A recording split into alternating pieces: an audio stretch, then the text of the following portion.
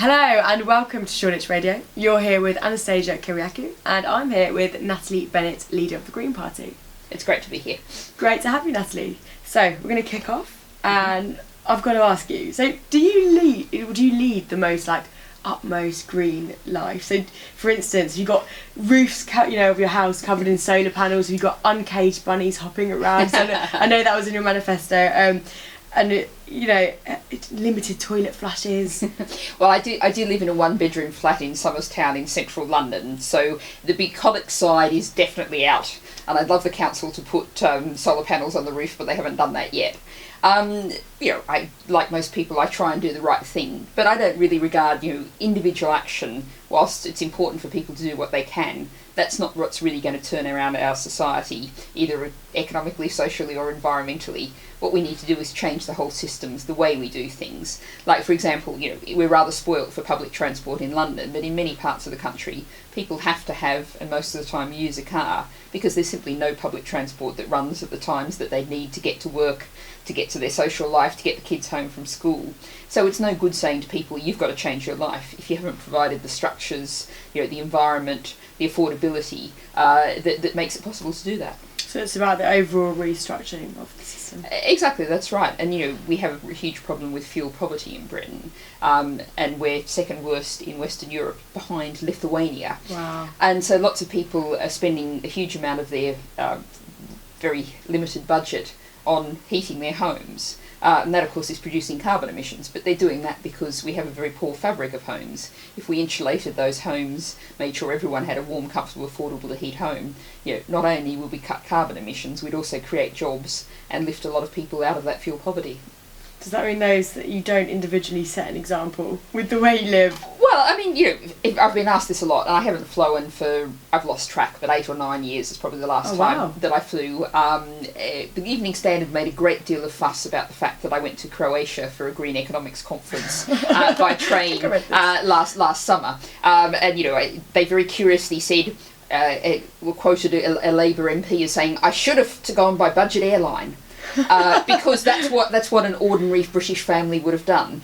Now, I do think that ordinary British families probably aren't going to green economics conferences in Croatia anyway.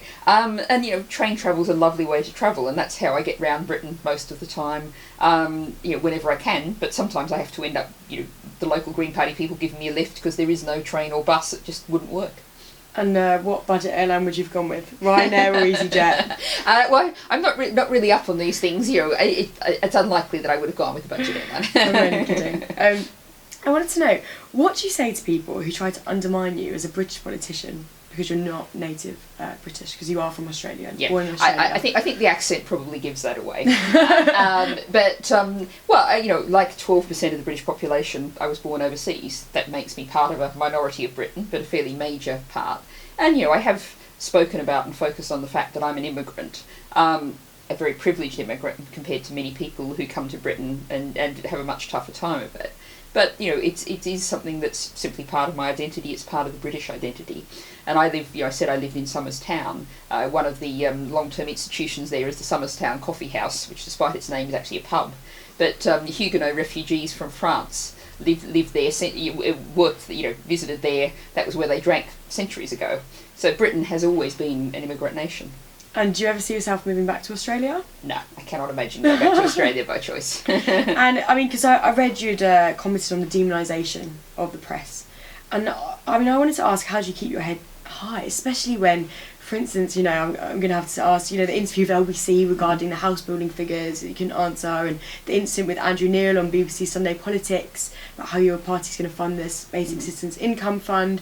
I mean, how do you recover from interviews that have been described as excruciating and those car crash incidents? Well, I think the thing is, it's simply a matter of, obviously you feel awful at the time, but you need to move on from them. You're there representing, a whole, now 67,000 members of the Green Party since the Green Surge. You've got great policies there. You've got policies that, it's very interesting. If you look at, for example, the living wage, a decade or so back, the Green Party started really pushing the living wage, that everyone should, if you work full time, you should be paid enough money to live on.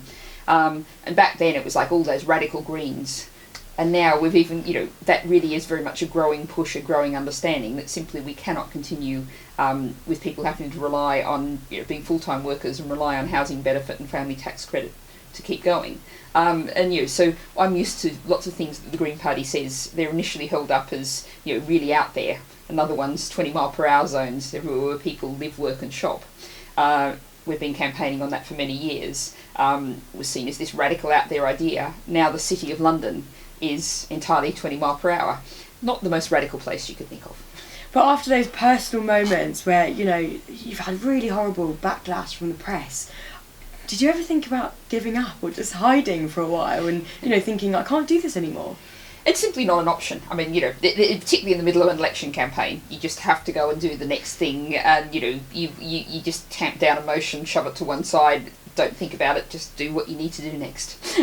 And as a journalist, because that's your career history, do you believe that the media has a significant impact on election results?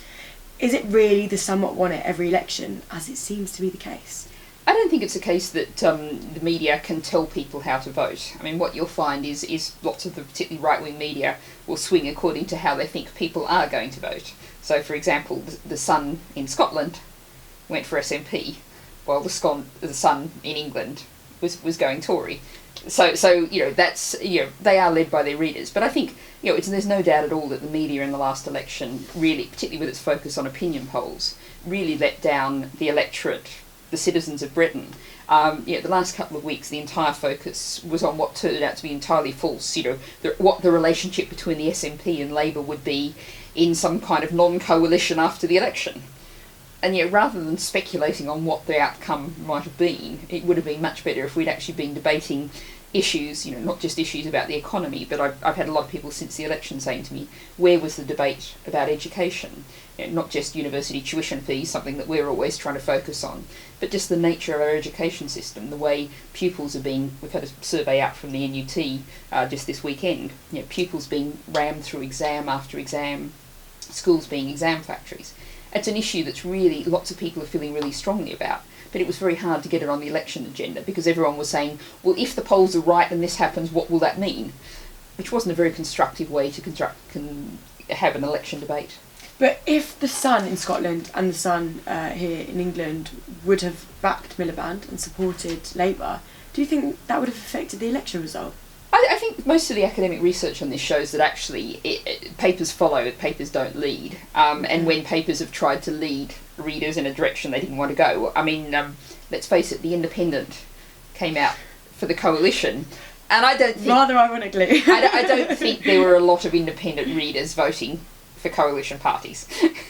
But, I mean, we were wondering why that was the case. It wasn't because of its Russian oligarch. Well, I think, one of the issues that I did try and get on the agenda, and it's a tough one to find people to report on, is media ownership. And we have a huge concentration of media ownership in Britain, and a greater diversity, and, more work to support things like Shoreditch Radio, small local media. One I often cite is the Dorset Eye, does really good local media reporting. There's the Hackney Gazette. There's lots and lots of small local media springing up using new technology, new media, and there's huge possibilities. And one of the things we've looked at is to look at some way of funding that in the kind of way that the BBC is funded by the licence fee, to have perhaps some very small tax on internet advertising and put that into supporting community and local media. And that would be a way in which you get a lot more diverse voices out there, whilst also restricting, the concentration of media ownership, get a more diverse big media ownership, and get a much stronger and well-funded local and community media. And that would be much healthier. I'm definitely a big fan of community stations and community media. shoreditchradio.co.uk. And I now just wanted to talk more about the Green Party's present in the election. And so you described the 2015 general election as utterly transformative for the Green Party. I mean, you had a surge in membership, which quadrupled, and now stands at, did you say, 67,000 members? Yeah, exactly. Much bigger than UKIP and Lib Dems. And you had 4 times more votes in the general election than you've ever had before. For the first time, the Greens were also able to participate in the leaders' debates. Now, I mean, obviously you had some amazing successes there, but I did want to touch on the leaders' debates, and I know you've probably been asked this before, but so obviously you had this big opportunity to use this platform to discuss the Green Party and your core politics, but you only mentioned the environment once. Do you think that this affected the Green Party's voting outcome? Well, I think, just to correct you, I was the only one in both of the debates to talk about climate change. And I think it's extremely telling, and lots of people did notice the fact that in 3.5 hours of debates, none of the other leaders found even the space for 2 words, to just drop the words climate change into a sentence. I talked about that, I talked about biodiversity loss. I tried very hard to get those things in the agenda, but, sadly, the others weren't picking up on it. There wasn't a lot of listening going on. And I think also there was a lot of very simplistic thinking about the environment. I actually had someone on the one of the presenters on the Today program said to me, well, you're not talking about climate change, you're only talking about like public transport and insulating homes. And it's like, well, let's try and join the dots up here. If we want to cut our carbon emissions, we need better public transport. And, if we want to cut our carbon emissions, create jobs and cut fuel poverty, yes, we want to insulate homes. So, you can often be talking about environmental issues and people just don't see the connections. If you're talking about air pollution, you're talking about, which is something I do a great deal of, you're talking about environmental issues. So I think it's a problem we really need to get a better understanding, that the environment is, everything around us. It's the whole way we're living. It's talking about, protecting and improving green spaces in cities. All of those things are issues of the environment. And you might or might not be necessarily using the word, right, I am going to talk about the environment. But, if you're talking about green spaces and air pollution in London and what a huge issue it is, you're talking about the environment. I mean, but don't you think maybe you at this stage where we aren't as educated on green issues, that maybe you do just have to be really obvious? And so do you think that you discussed environmental issues enough in the debates or no? I think we did, but I mean, ultimately, of course, the way the debates were structured was they were structured as questions from members of the audience. So, you have to some degree, respond to what the question's asking you. You can't just say, well, you've asked me about wages, I want to talk about benefits. You have to answer the question. So that's the way the structure is. Okay, and in terms of yourself, so you finished 3rd in your central London constituency in Holborn and St Pancras, where you also live as well. How does it feel to continue as leader despite failing to be elected as an MP? And did you not ever consider following the leader resignation trend like Miliband, Clegg Farage, but then not really Farage? Because you've pledged to remain leader of the Greens until, was it autumn 2016? I was elected by the Green Party members as a leader to September, 12 months away. That's the role I intend to fulfil. I think it was always very clear to Green Party members, as it was to me, that in Holborn and St Pancras I was, climbing a mountain. It's often described as a safe Labour seat. As indeed were until very recently lots of parts of Glasgow, for example. But I increased the vote in Holborn and St Pancras nearly 5 times. We're looking now very much building towards the London Assembly and mayoral elections next year, which are of course proportional. So it was part of the stages of the stepping stones. And I think people fail to understand that the Green Party does politics differently, or at least some of the commentators do. My role is actually to work for all those 67,000 members of the Green Party, to support them, to get lots of other people elected, to grow local parties, to get the Green message out around the country. So not being an MP, obviously I was aiming to be elected, but not being an MP does put me in an interesting position as party leader, because I'm not focused on my own constituency in Westminster. I'm focused all around the country, and I think that's something British politics needs a lot more of. Okay, in terms of next steps for you, there has been talk of whether you want to run as the Green Party mayoral candidate. So was it a blow for you when Caroline Lucas backed Sean Berry? No, well, I've decided not to run as the Green Party mayoral candidate. Because and was that before or after Caroline Lucas backed Sean Berry? It was actually after, because I simply hadn't made a decision.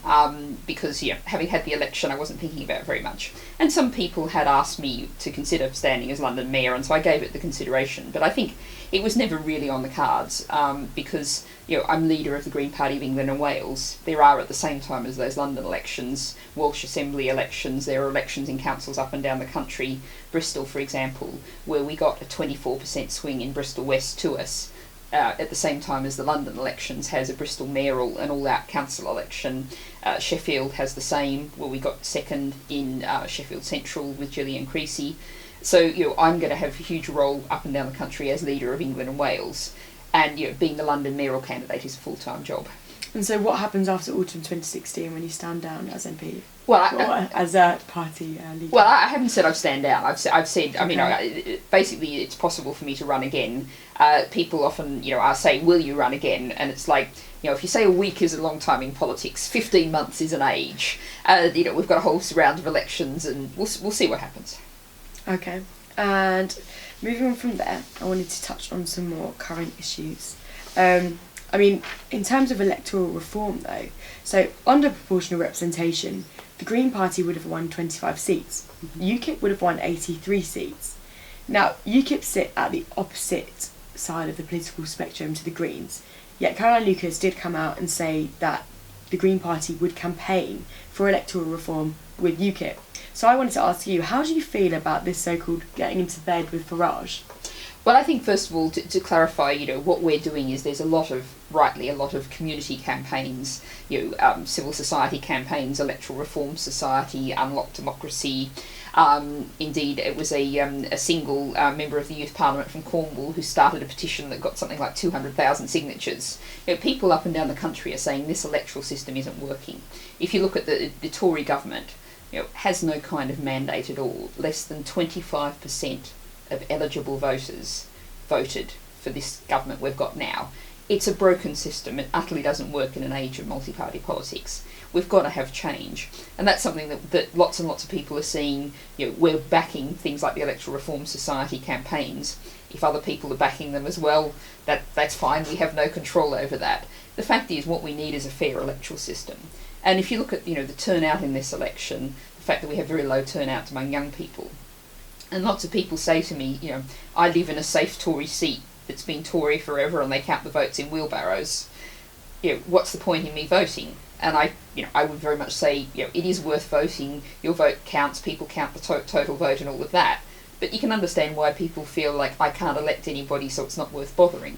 So it's really critically important for the future of British democracy that we end up with a fair electoral system, one that says very simply, it's proportional. If you get 10% of the votes, you get 10% of the seats, and people can feel like my vote helped elect that person over there, and that then will, really be transformatory for British politics.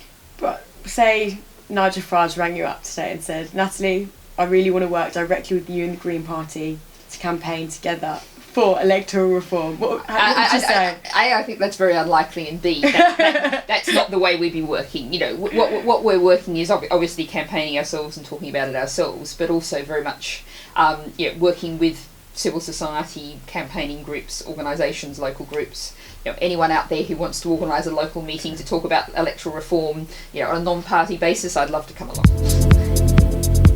Shoreditchradio.co.uk. So I wanted to talk, just because it's so very relevant, about your terror group's policy. So back in January, you came out and said it should not be illegal to join terrorist organisations because people should not be punished for what they think or believe. What should be illegal, you said, were the actions of inciting and supporting violence through funding the groups, for instance. So while I definitely agree with the human rights we have to freedom of association and expression, joining these terrorist organisations clearly does tend to involve being an active participant in the acts of terror and violence. Given this, within a climate of high terror attacks and the grooming and radicalisation of so many, has your opinion changed on this? No, and I think I made it clear at the time. There was some lack of clarity about this, and we've always believed that being a member of, supporting ISIS, Al Qaeda, organisations like that, any kind of support, giving them financial support, even giving them support on Twitter or Facebook, that's clearly is supporting violent, vicious organisations, supporting crime, and that should be regarded as a crime that should be pursued to the full extent of the law. So that's always been the case. I think what we have to be careful of is thinking about the whole problem of grooming of young people being attracted to these vicious, hideous organisations. Is that we need to have an inclusive society, a supportive society, a society where people feel like they are part of society.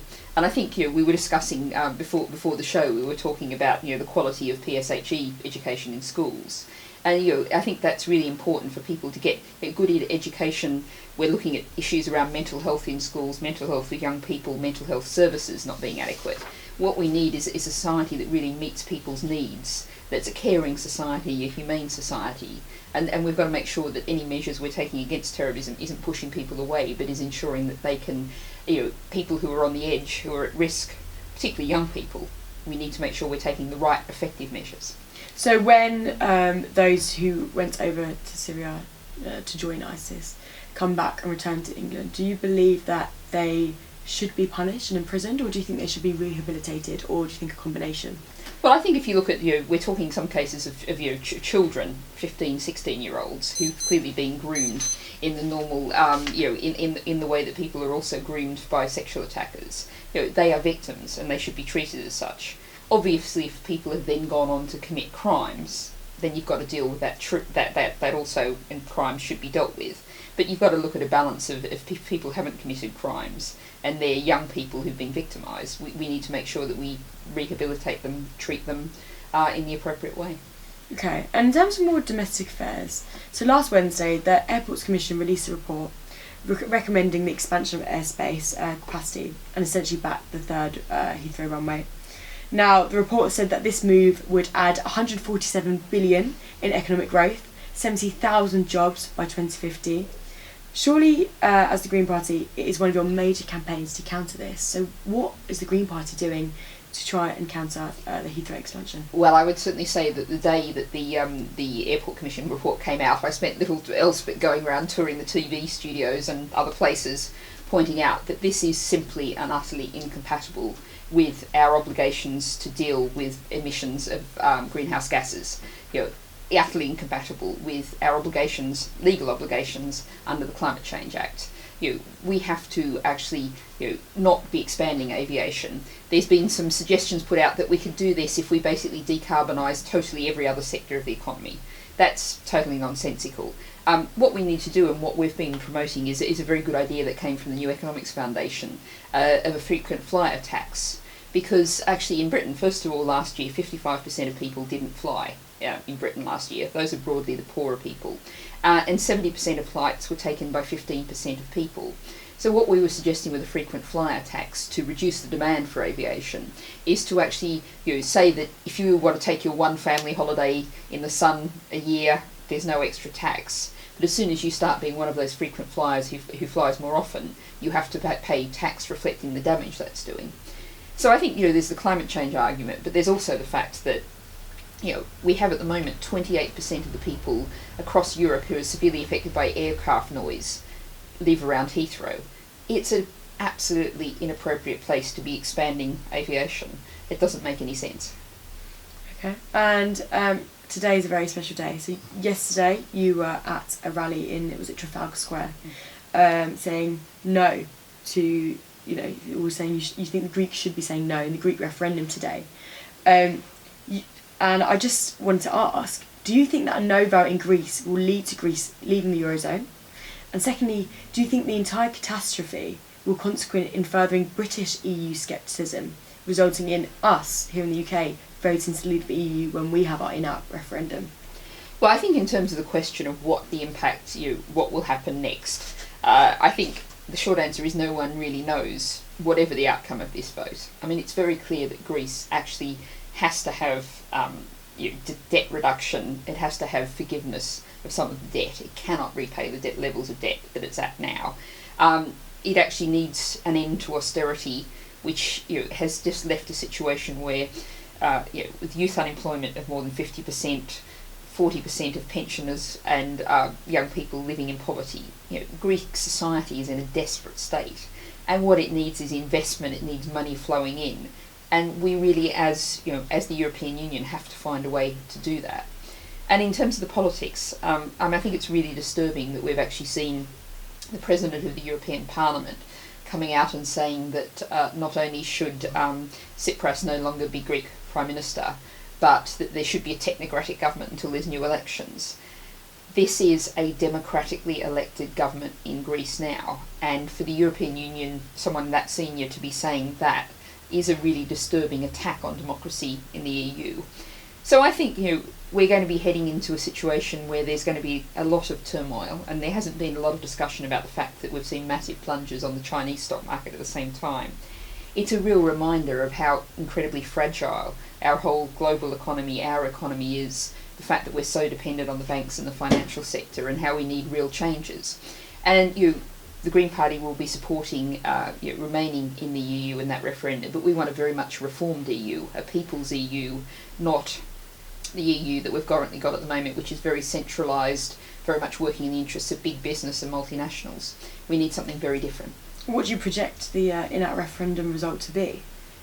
I think the figures are showing at the moment that there is a strong majority for remaining in terms of the British referendum vote. And you don't think whatever happens with Greece, that's there's going to be a negative effect on how we vote? I think it's impossible to say. We are really in a state of such uncertainty at the moment, and I think that's broadly true of our whole global situation and people's individual situation, and that is something that shows really our current system, our current economic models, our current social models just aren't working. So many people, whether it's Shelter did a survey in January, 11% of households weren't sure if they could pay the rent or mortgage. People struggling with 0 hours contracts, not knowing what money they're going to make from one week to the next. In a way, the global situation is a reflection of people's individual situations too. We've got a profoundly unstable, insecure situation. We need to move. We're wealthy enough in Britain, the world is wealthy enough, has the resources overall to give everyone a decent quality of life within the environmental limits. But that means big changes in the way the whole system operates. And the Green Party are in big support of votes to 16, and so you do believe in having 16-plus-year-olds voting in the EU referendum. Do you think that will make a huge difference, or not so much have an impact? I don't think it will necessarily make a big difference to the result. I think there's an important principle here in that, and I think the referendum is a really strong case. The Scottish referendum, 16 and 17-year-olds voted. And it was fascinating actually hearing lots of sort of middle-aged and older BBC reporters sort of standing saying, I'm with 16 and 17-year-olds and they're really informed and interested, and sort of expressions of shock.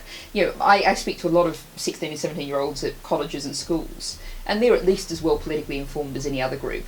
So I think, and particularly in the case of referendums, when you're making decisions that, an election result lasts for 5 years or less, a referendum result is making a big decision that will have impact on people's whole lives.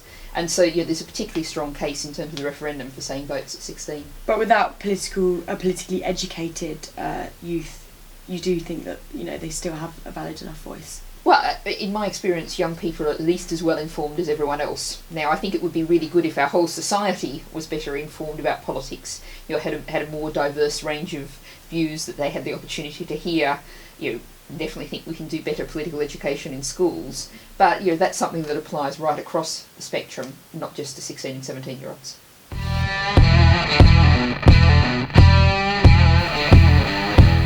And now for some more light-hearted questions. Just a few quick fire round.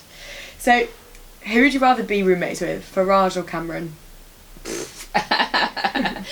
If I'm really, really forced to choose, neither. No, you've got to pick one. Well, not Farage, put it that way. Okay, what Spice Girl would you be? Oh, sporty. I mightn't much look like it now, but I was quite sporty in my youth. What sport did you do? I was a pretty decent football goalkeeper. Well, I was never quite tall enough to cover my top corners, and a fairly decent cricket wicketkeeper. Oh, great. And lastly, and most importantly, I've got to ask this question. If you had to eat one vegetable for the rest of your life, what would it be? Oh, carrots. A carrot. Shoreditchradio.co.uk. You're watching Anastasia Kyriacou on Shoreditch Radio, joined with Natalie Bennett, who said she'd like to eat carrots for the rest of her life if she had to. Thanks so much for coming on Shoreditch Radio, Natalie. Thank you very much. And have a wonderful day. Cheers, you too.